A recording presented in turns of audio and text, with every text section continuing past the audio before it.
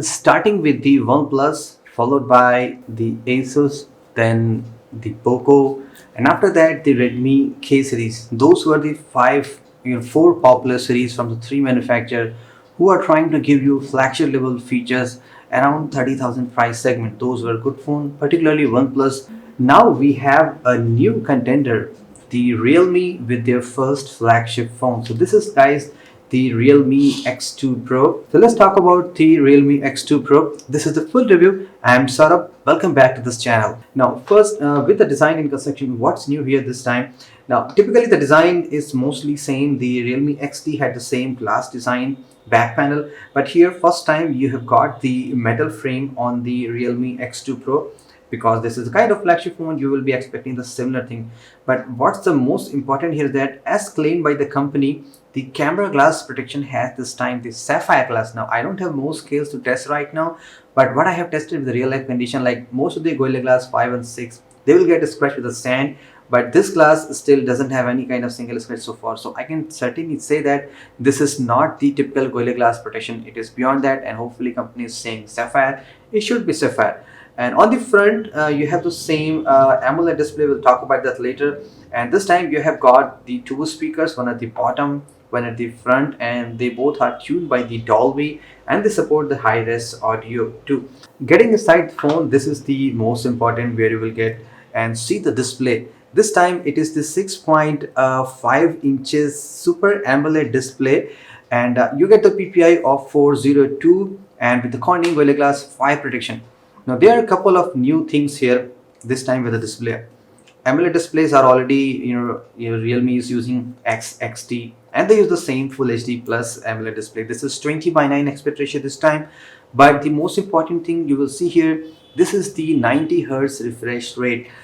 The next big feature you will get here, I would say the brightness, because on the standard edition, the brightness is around 500 nits, but it can go up to 1000 nits, which is really very high. And the third important feature on the display is this is the HDR10 Plus certified. That is all the streaming videos that you will be watching on the Amazon Prime, Netflix, or wherever.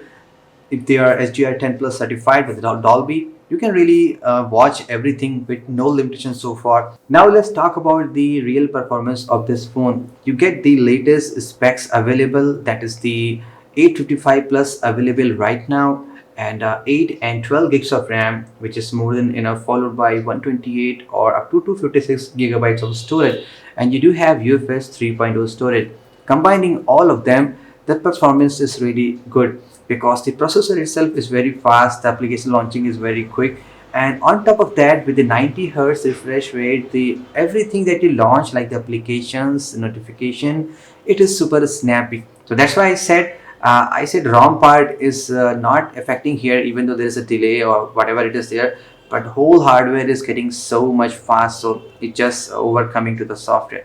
Now let's talk about the camera. What's new here? The company is highlighting it as a quad camera setup, and the main point that they are showing it up to 20 times zoom. We'll talk about that. Now first, about the camera hardware. This is a 64 megapixel Samsung GW1 sensor, already been used in many of the devices, and Realme itself has used it on the Realme XT.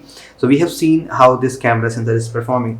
And another, we have a 13 megapixel telephoto lens, followed by we have 8 megapixel ultra wide lens, which can also be used as to take the macro photographs. That's why there is a no 2 megapixel macro lens. And the last we have is a depth sensor. Speaking about the color saturation, it's not completely natural. I would say they're a little bit of boosted side. Okay, now having the more megapixel, like the 64 megapixel, give you some kind of benefit, you can do a lot of zoom with that, and you get the more sharpness and things like that.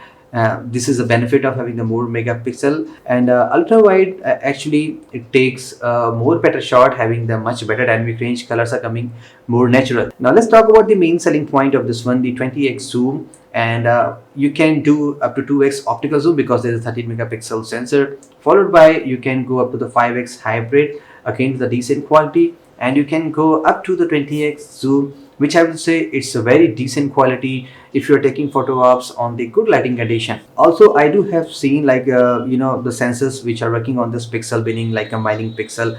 I have seen, especially in the low light, not even without using night escape, you are getting a good quality details because there's a lot of light coming to the sensor by using these methods and this kind of sensor. So low light photographs again are good. You can do up to 4K, 60 frame per second because the processor has this kind of support.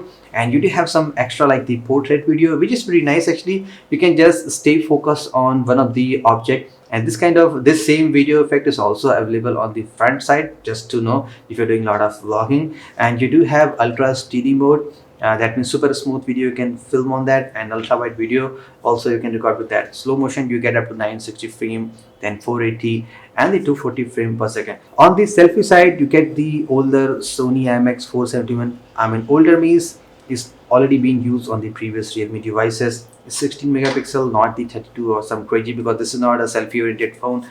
It's a decent quality camera phone, and you do have the night escape 2.0. That means you can get some better photographs on the low light. So overall, as a camera package, I would say it's a good. With 4 cameras, you're getting actually 5 cameras features, and it does a lot of good stuff. What's new on the audio side? First time Realme has given a front speaker followed by a bottom usual speaker, so you get the 2 speaker, and it supports the Dolby audio and with a high res audio support also. And also, just to let you know, this Dolby supports on the speaker and on the Bluetooth connections also. For example, if you are using some pebble thing or some wired headphone, you do have the 3.5 headphone jack. If you are missing it on the OnePlus 7T, so you do have it here. I would say the audio is very light because Dolby we have seen from so many years, so it's nothing groundbreaking audio here. You can get some decent better speakers like in the ROG phone too, because that is designed for gaming stuff. But here I have not disappointed. It just makes and sounds very good. Another main striking feature of this device is the charging. Now this device comes in the box with a 50-watt Whoop charger. This is not the fastest yet. You do have the 65 from the Oppo, and Xiaomi has also now brought the 100 watt charger, which can charge the 4000 milliamp battery in just 17 minutes. And maybe in a few months you're going to see that thing now, but technology is not going to stop there. Oppo, and they're already working on a 120 watt charger. So this is technology keeps on coming. Focusing on this phone, and in my test results, I was able to charge my Realme X2 Pro with a screen on, device turned on, a screen on, around 28 minutes 17 seconds. My device was completely charged from dead 0% to 100%. While on the screen off, that is phone is completely off, on that condition it took around 31 minutes. So charging is really fast, and like I said, there is no end of the innovation, but at the time this is doing the fastest with this kind of processor. About the battery backup, I always got around 5 hours and 30 minutes, and ranging up to 6 hours 30 minutes, depends upon very heavy usage till the very moderate usage. So 6 hours plus screen on time you're also going to get in this phone. And if you just use 60 hertz refresh rate, you can get some better, but I use on the 90 hertz all the time with the always on display turned on. Now some things which are missing or not good here. For example, there is no official IP rating on this phone. Maybe they have done some bit of nano coating, but I haven't found any kind of gasket protection around the SIM tray. So do not try to take it near water. Even though I have performed a 3 minute of just a minimal splash test, it works here, but again there's no guarantee. Do not try that thing.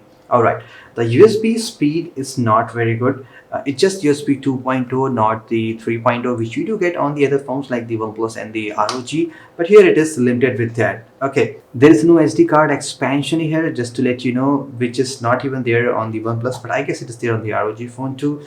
So you get the minimum 128 gigs of storage, and if you're trying to film 4K 60 frames per second videos, video centric phones, since they have the DJI Osmo 3 official collaboration, that means you may be going to use this phone for some sort of video purpose. So I try to take that thing. It's gonna take a lot of storage.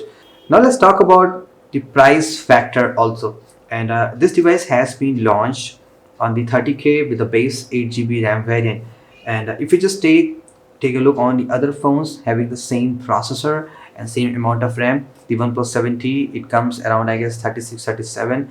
ROG phone too, which is again slightly costly than this phone. So this is certainly on the least price compared to other phones, even though all these other phones, they do have some different selling point feature.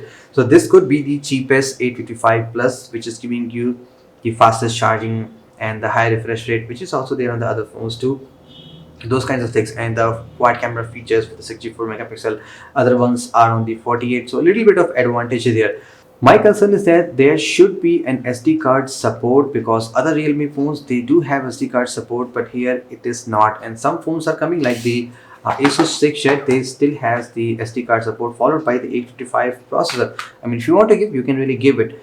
Now, not having the SD card means that's why they're not going with the lower, 6 GB RAM variant, because 664 combination, it's the most popular combination. Having no SD card certainly doesn't make sense to buy with just 64 gigs of storage. And if there was a 6 GB RAM variant, the price of that device could have been around 27, 26K. On that price segment, this should be a master hit phone. But I believe for a lot of people, it would be concerned like why there is around 30K price only, why there's no minimum 26, 27. I would not say this is overpriced device, because we are used to see a flagship level phone, around 26, 27K, just recently with the Redmi K series and the Poco also. That's why we have a mindset why there is no phone around 25, 26. You can buy this phone right now. It is a good deal phone, because you get a lot of things. If you're using a Realme phone, it's a very perfect upgrade. Should you wait with that? Obviously, wait is always worth, because technology is moving so fast, and maybe you will be getting some next Redmi K30, or maybe Poco, or maybe some other brand phones. So just in 1 or 2 months, you'll be getting something more with that. But at the current moment, this phone just does right thing. It get most of the feature by excluding few of the important features, like I told you.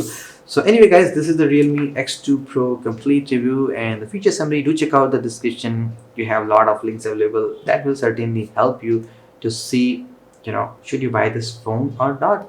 Have a great day.